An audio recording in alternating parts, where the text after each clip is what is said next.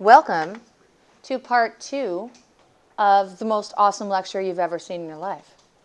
What? I'd like to give a little shout out to my niece right now. Oh my God. Allie, when you're listening to this, Allie, I have some stories about, okay. Wait, all right, I'll cut that out. Welcome to part 2 of the best lecture you're ever going to see, ever.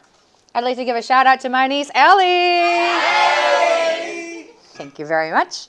Who is my #1 follower and who comments on all of my videos. So, shout out to her. That's what I'm saying? Yeah. All right, so we will continue on. Squarespace and use code A. No, that is not a thing. So the other day, we worked with, we started with a DNG in Lightroom. This is not sponsored. No, it's sponsored by Walter, Allie, you know that. Project 4, so what we did here, we grabbed this DNG, we did basic editing to it, we took it into Photoshop, right? You can tell by the title right here. See the DNG and the PSD. That is the file that you're going to reopen. Now, you might think, well, I can probably just reopen that by going Edit In. That's not how we're going to do it, because sometimes that does not maintain your layers, and what I will need to see to grade you is your understanding of basic layers. So I'm going to go to Show in Finder, grab this, see my PSD, open with Photoshop. And the first thing that we did the other day was we added a black and white adjustment layer.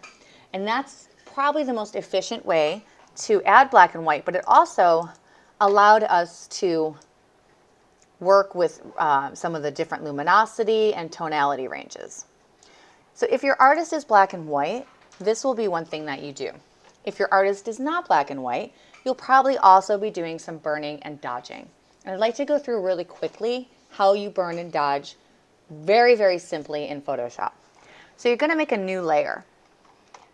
If you scroll in to the bottom of the panel, for Layers panel, this little guy here, create a new layer.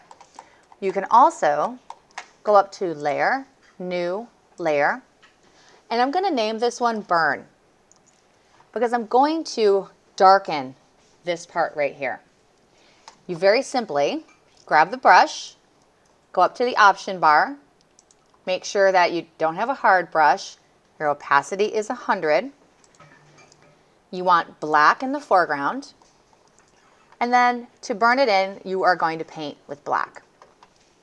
Now, you might be like, wow, that's a little obvious. And you're right. So what we can do is change it from normal to soft light. And what this is the layer blending mode. And it changes how the information on one layer looks when applied to another. So right now that black paint is just sitting on top of the information below. But if we change it to soft light, it's a nice blend. Okay, so that's a good start. So it's kind of an easy thing. Now, I always like to take it back a little bit. This is the only layer you can use an eraser on, because if you have a little like overflow, you can make sure the eraser is soft, right? In the option bar, you can kind of clean up just a little bit if you need to, if you went too far in some spots, okay? I don't like using the eraser just in general because it gets rid of information. But in this layer, the only thing that's there is that black paint.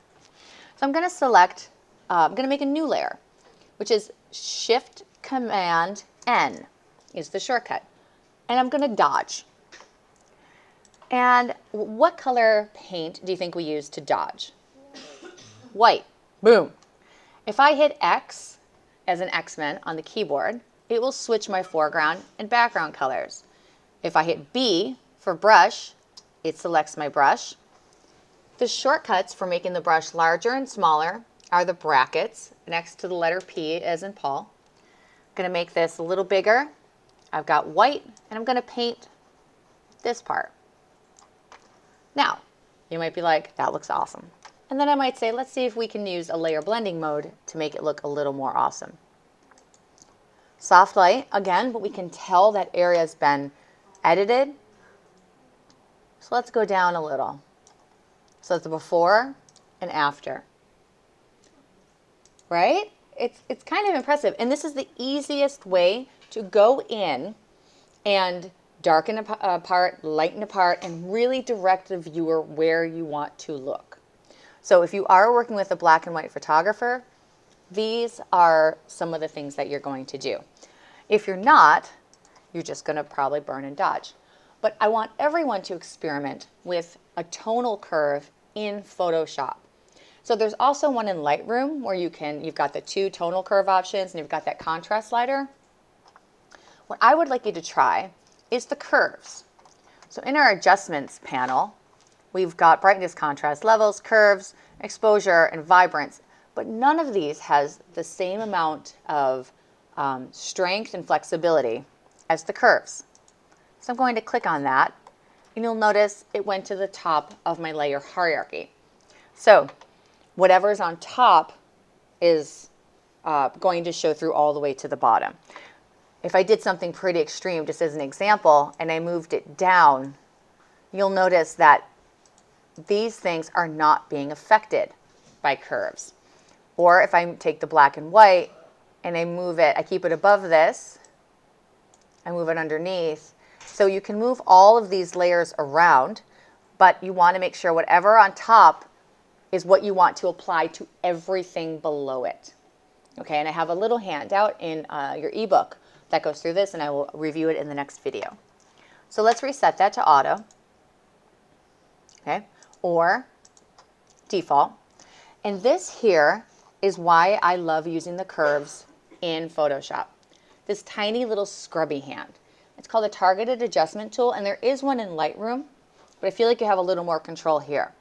So if you click it and you select it, and then you mouse over a part of your photograph, you can click, hold it, and drag. And do you see how the little hand appears? You can see that it places a point along that tonal curve for you.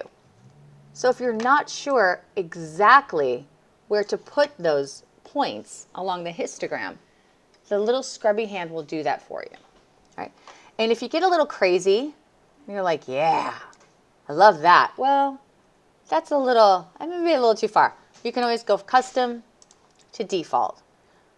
Also, it has several presets like linear, medium, and strong contrast that you can try if you're not exactly sure where to start. Okay, so to review, we've got 2 adjustment layers. We've got curves, which adjust the contrast. Contrast is the difference between the lights and darks. We have the black and white, which can gives the appearance of black and white to an image that is still RGB, right? We still have all of our color channels, and we've done some burning and dodging using blank layers, the brush tool, the opacity of the layer, and changing the layer blending mode.